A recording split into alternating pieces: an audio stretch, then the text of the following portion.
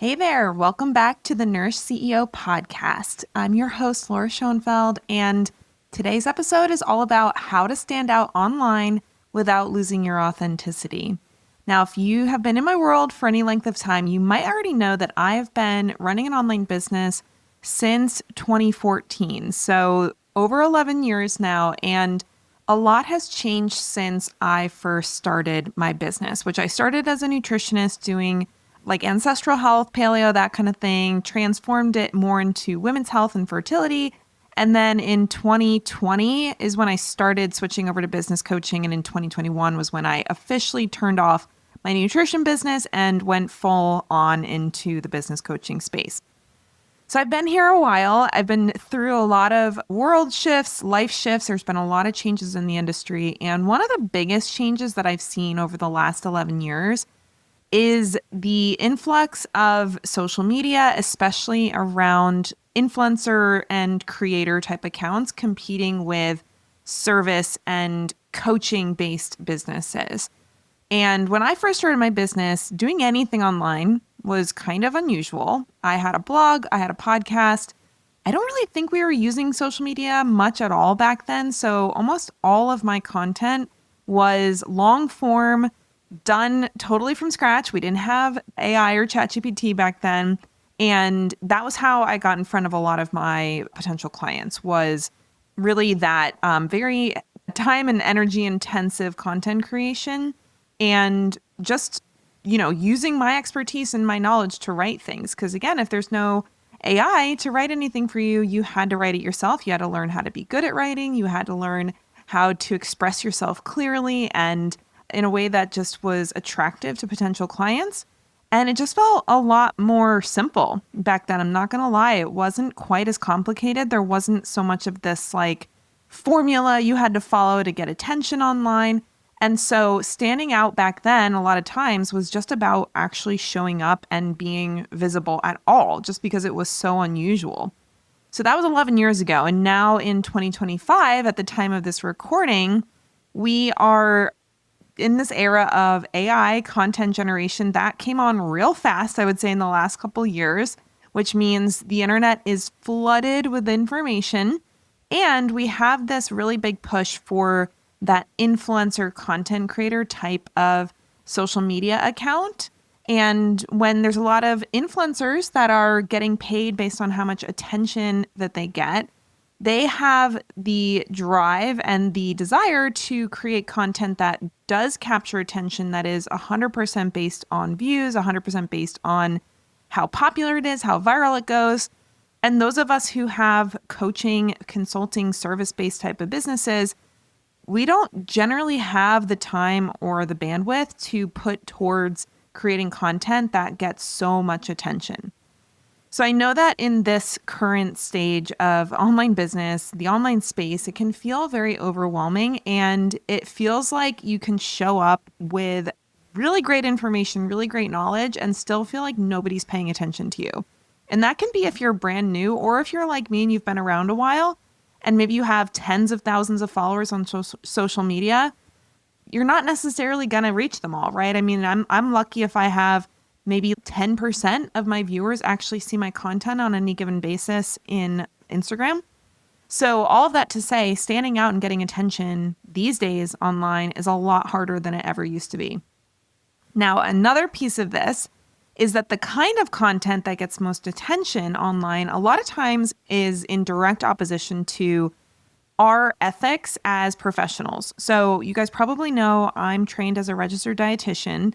And I'm literally, when I was working in that space and in my education, I was bound to a code of ethics. And technically, I still have my RD, so I'm still bound to a code of ethics when it comes to the way that I present myself online and the way that I serve my clients.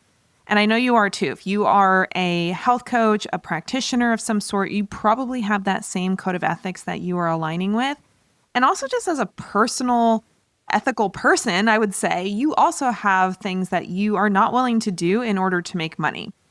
I want to acknowledge that that's actually a good thing, because sometimes it can feel like your ethics and your integrity get in the way of you having a successful business.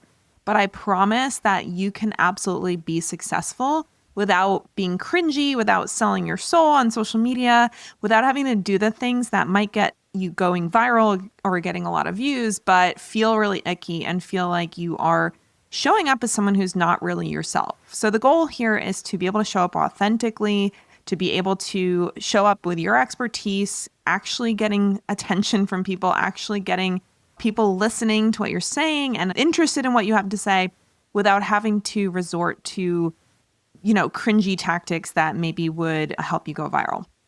Now, I will say that the trap that most coaches fall into when they're trying to grow their business with content marketing, especially online, in like social media, Instagram, that kind of thing, it's the belief that the more views you get, the more successful your business will be, because more views might lead to more clients, which will lead to more sales. And that is actually rarely the case. I will say that I've had some clients that have gotten tons and tons of views, like millions of views on certain reels or content that they've put out. They've gone viral multiple times, and they're not hardly getting clients at all from that. And actually, that's one of the reasons they come to me, because they're doing all this work to create content and even getting all of those eyeballs on it, but it's not translating to clients. So I want to remind you that eyeballs and views and shares and likes and comments is not what pays the bills as a coach or practitioner. You're not an influencer. You don't actually get paid for eyeballs. And so you can have a very financially successful business without having a huge audience or a ton of attention on your stuff. So just keep that in mind, because I'm going to give you some tips in this episode for being more visible, for standing out online, but you also don't have to get in front of that many people. Now, there is this, I want to say, influencer game where we're trying to game the algorithm and get more attention, to go viral, to get eyeballs.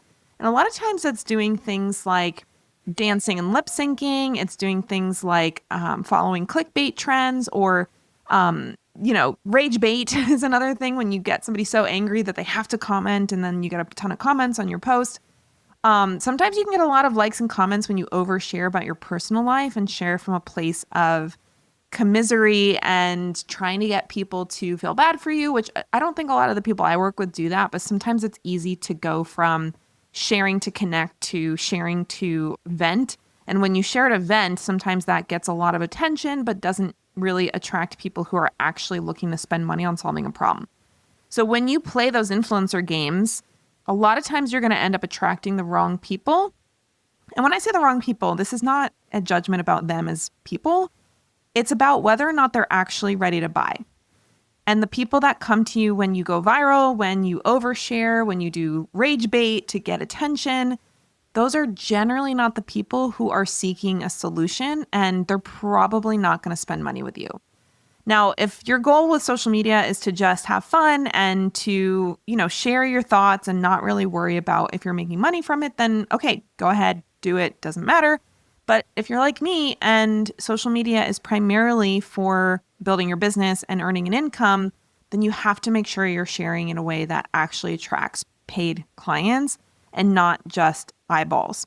Because ultimately, with a business, the real purpose of your content is not to boost your vanity metrics like views or followers. It's to attract buyers who spend money with you. Now, when I work with my clients in the Nourish Business Accelerator program, we talk about how to create intentional visibility, because 10 qualified leads who want to pay you for what you do will always be worth more than 10,000 likes from people who are not even relevant to the work that you do. They don't have the problem you solve. They're not looking for a solution. Maybe they liked your video, but again, you don't get paid for likes. So we want to make sure that the content you're creating is really designed to attract buyers and not just eyeballs. Now, if you are using social media or any sort of content marketing to attract clients, this is how we grow our business using content marketing. We need to create content that attracts aligned leads. We need to make sure that we have a way to communicate with them regularly, even off of social media. And we want to make sure that the content we're putting out there is actually priming them for your offer and getting them into a sales conversation, and not just having them follow you for tips and tricks and entertainment, but never actually buying anything from you.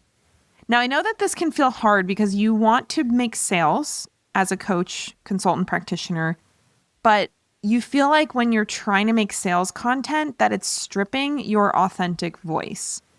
I empathize with that because I've been there. It's something that I think I actually fell into a little bit of a trap around when I was pregnant with my second daughter and chasing a toddler and really just freaking exhausted.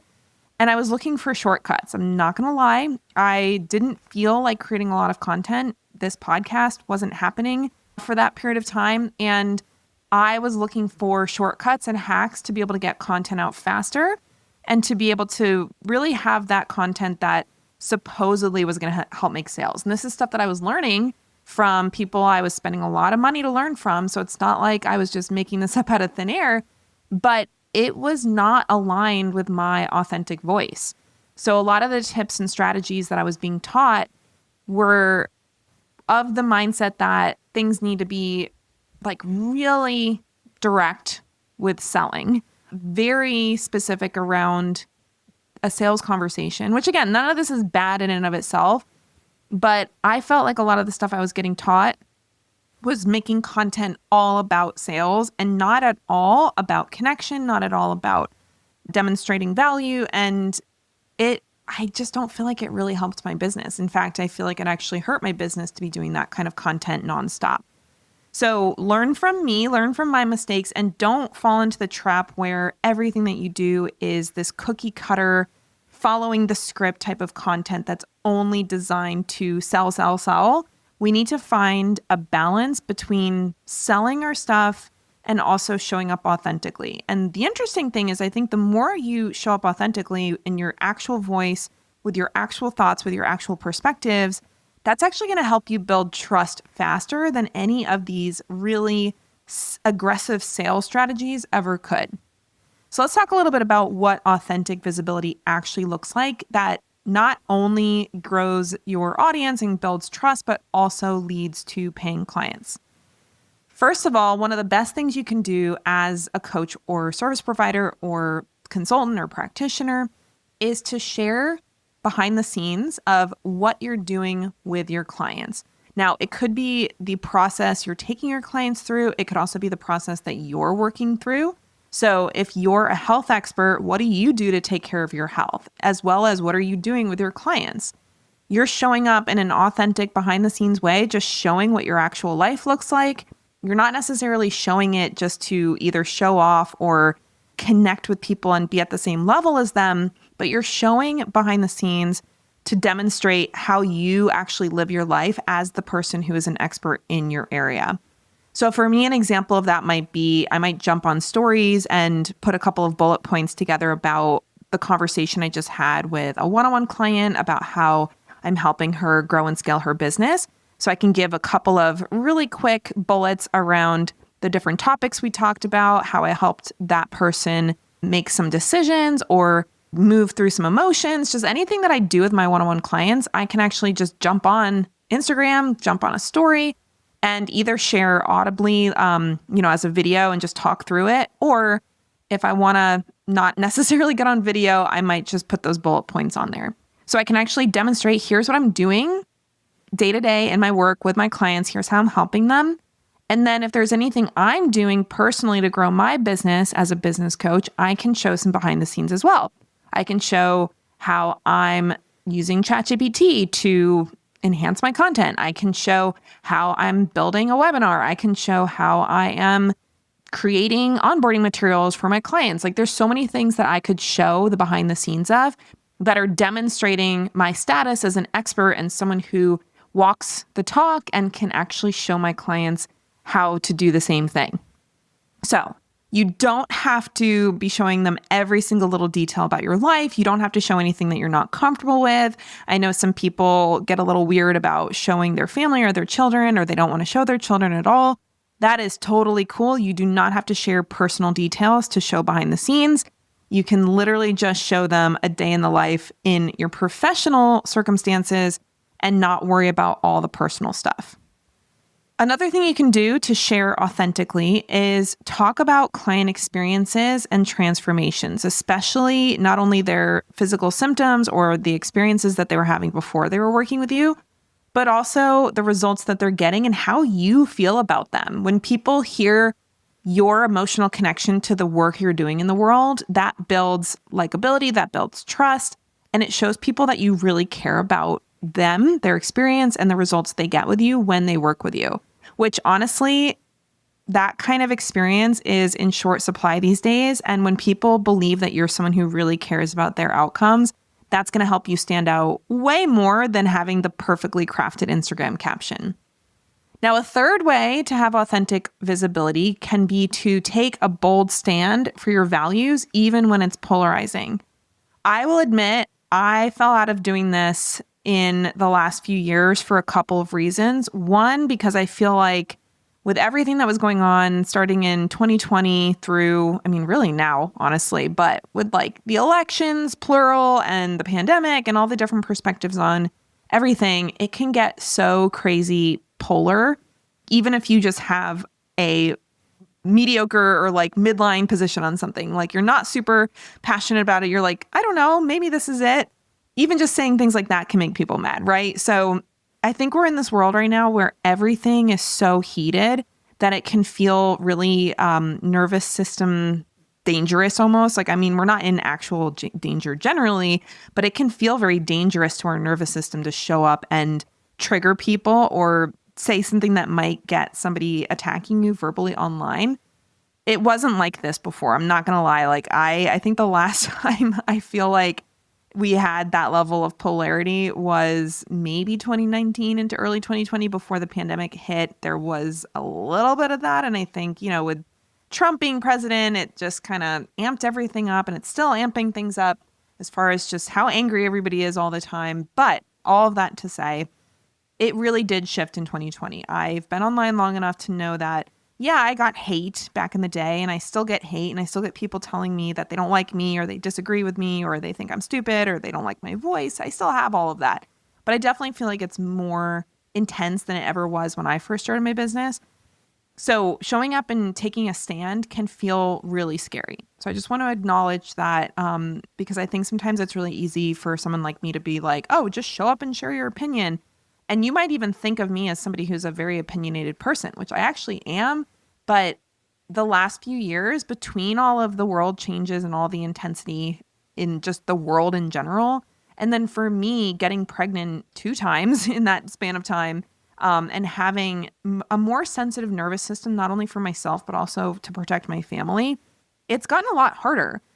Now, that said, I know for a fact that when I take a stand about my perspective, I get more attention from the right people, because the people who want to work with me, the people who enjoy working with me, the people who get the best results working with me, they align generally with those perspectives. They're not going to align with every single thing that I say, but a lot of times the things that I share are things that align very deeply with the people that I love working with. So I know it can be super scary, and I'm not saying you have to get on social media and be political or be controversial just for the sake of controversy. But what I will say is if you have a strong opinion, especially about something related to your industry, your niche, your area of expertise, it is worth sharing, because that is something that can help you stand out, and it can feel really good to be able to express yourself fully, even if you get hate for it. So that can feel really nerve-wracking. That can be a tough thing to do in the environment that we're in. I don't know if and when that's ever going to change. So we kind of just have to get over our fear and do it. But I promise you, the more you do it, the more you will attract the right people into your world. Now, the reason why all of this is important is because being known for the right reasons and aligning your content with not only your unique expertise and the core promise of your offer, but even just who you are as a person, is what's going to actually help you make sales faster. And the people who do buy are going to be a much better fit for you to work with. And it's going to make your business a lot more fun, a lot more sustainable, and just something that you enjoy doing, which is really important when you have to show up day after day. So this will literally help you make more money, and it'll help you last in your business when you show up and become known for the right reasons, even if that means that you're getting more negative attention than if you were to just kind of hide and stay vanilla with your content. So one of the things you can ask yourself to see how authentic you're being with your content is to ask yourself the question, What would I say if I wasn't afraid of how people might react? I do think a lot of us, myself included, tend to pull our punches because we don't want to get criticized. We don't want to get people coming at us online. Even if they're strangers, it's still just very jarring to have aggressively negative comments about what you're putting out. But when we start to uncover what we're holding back from our audience, that can actually be something that guides us around what to talk about. And that one question can radically shift not only your tone, because you'll show up with more power, you'll show up with more certainty when you share something that is unafraid of people's reactions, but that's also what's going to unlock the real magic in your message, because you're going to say something that no one else is saying. Not a lot of people have the guts to show up online and be polarizing or to share unfiltered perspectives that are opening themselves up to criticism and hate. And just doing that in and of itself is going to help you stand out because, again, most people are not willing to do that. Most people are scared. Most people are perfectionists. Most people want to do everything to make other people happy. They're people pleasers. And that's a really great way to blend in and really not show up on other people's radars as a leader, a thought leader, somebody who's an expert, somebody who is going to do things differently for them. And so, again, I completely empathize with the anxiety it can bring up to start sharing stuff that draws maybe negative attention as much as it draws positive attention. But that's really one of the biggest things that I know for me grew my business, even when things were less crazy online. Like when I used to share stuff about nutrition, especially around women's health, and I had some pretty strong opinions about how nutrition, both from the conventional side and from the more unconventional side, was failing women. And I for sure got a lot of negative attention for that kind of stuff. But it gave me so much more positive attention. It gave me opportunities where people asked me to come on their podcast and talk about my opinions because they were going against the grain. So I know that that is something that's going to help you grow your business. And I'm here to hold myself accountable, but also to share with you that this is going to be something that drastically improves the financial health of your business and also how you feel about showing up authentically and really being the person that you know yourself to be. Now, I know you probably also like to have some specific strategies. I'm the kind of person that I like a little bit of that mindset stuff, a little bit of that off the cuff conversation, but I also like to have some steps to take. So if you're looking for some steps to take, we want to talk about some of the ways that you can create thought leadership content that's going to build demand for your offer. Because you can show up and, again, vent about something that you're passionate about or that you're angry about or that you wish would be different or that you want to bust some myths and be like, people are saying this and it's BS. You can do that, but there's also a way to do it that actually attracts clients and builds demand for your offer. And this is where we can kind of pull back a little bit from the shooting from the hip, just saying whatever you feel like type of content, and put a little bit of structure into it so that it actually creates demand for the thing that you're selling. Now, there's a big difference between content that simply educates and content that elevates you and your business, your brand, and your offer into a place where people see it as being worth spending money on. Now, when we talk about thought leadership is not just about being known for your expertise and your knowledge and your skills. It's about more than sharing tips. It's about more than being more of that traditional academic type of expert. Thought leadership is really about bringing your unique lens to the conversation. So what does your education tell you, but also what does your experience tell you? What have you gone through as a person, as a professional that tells you that the way people are doing the thing that you help them do is not working? How can you challenge the status quo if you have a controversial opinion that goes against the grain? Why do you have that opinion, and what's your experience that has led you to have that opinion? And you can also offer insights that your audience didn't even know that they were missing. This is one of the most helpful ways to get the conversation around selling for potential clients is to start talking about things that they didn't even realize were problems. And as soon as you start talking about it, it's like a huge light bulb goes off in their head. So these are just some of the ways that you can show up as a thought leader, but there's 3 different types of posts that you can put out. This can be on social media. This can be in a podcast episode. This could be in an email. So it doesn't have to all be Instagram or Facebook or anything like that. But any content you're doing to create sales in your business, any content marketing you're doing, can tap into one or more of these 3 types of content. So first is problem awareness. Problem awareness is helping your audience see what's really keeping them stuck and helping them understand why what they're currently doing is not working for them. So problem awareness in an effective thought leader type of business is not just about talking about basic symptoms. Like if you work with women with PCOS, you're not just saying, 1 in 10 women have PCOS and PCOS is diagnosed as, this type of period situation. I should probably remember what the actual diagnostic criteria are, but you get what I'm saying. Like there's stats and there's facts about your condition that you serve or the type of problem that you solve. And yeah, technically you might be educating somebody about something that they didn't know. But that's really surface level problem awareness. We really want to go underneath a few layers to the type of problem that the person is totally oblivious to and doesn't even realize is blocking them from getting the results that they want. Now, this is typically going to be better to talk to somebody who's already been trying to solve their problem. Again, when we talk about problem awareness, we're not talking about trying to convince somebody that they have a problem. So if you work with women with PCOS, you're not trying to convince them that PCOS is a problem that they should try to solve.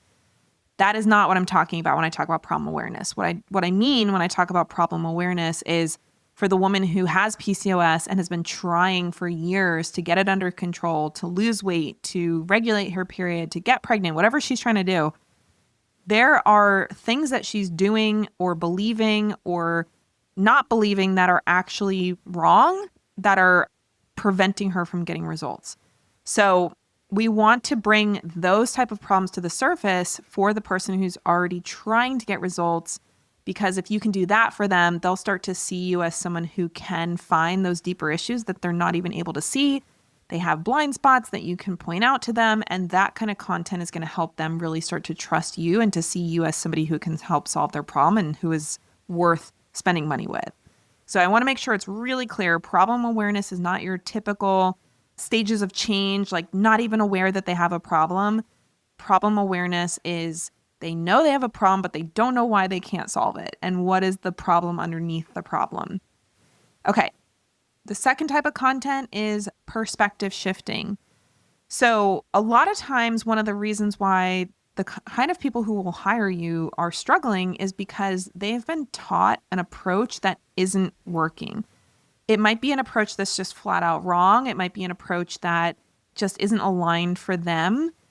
We can talk about things like, for example, weight loss. Like weight loss runs the gamut as far as the kind of person that you can help lose weight and what kind of things might be affecting their ability to lose weight. So if you're a health professional, you probably know that helping a 22-year-old collegiate wrestler lose weight to make weight for his tournament is going to take a totally different approach than working with a 30-year-old woman who's 8 months postpartum and is breastfeeding. And that's going to be totally different than a woman who's 60 and has the menopause belly and isn't getting her period anymore and has hormone issues and insulin resistance issues that's causing her to not be able to lose weight.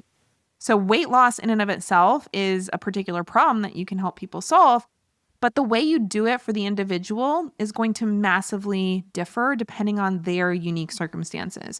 So that can be super helpful for getting this perspective shift, because a lot of times people are following advice that might work for other people but doesn't work for them.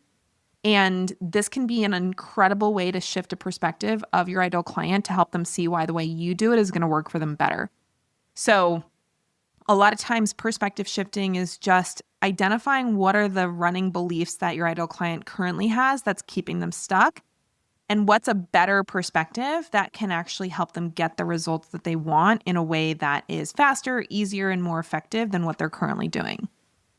The third type of content that you can put out there that builds demand for your offer is a preview of your process. So one of the things we do with our NBA clients in the Nourish Business Accelerator is we help them come up with a really strong process that takes what they normally do with their clients and turns it into more of like their intellectual property, their methodology, the thing that they're actually selling and becoming known for. So if you're just selling your time, if you're just selling like, oh, I'm an expert in this area and I'll help you, that's not going to be as effective as selling a method or a process.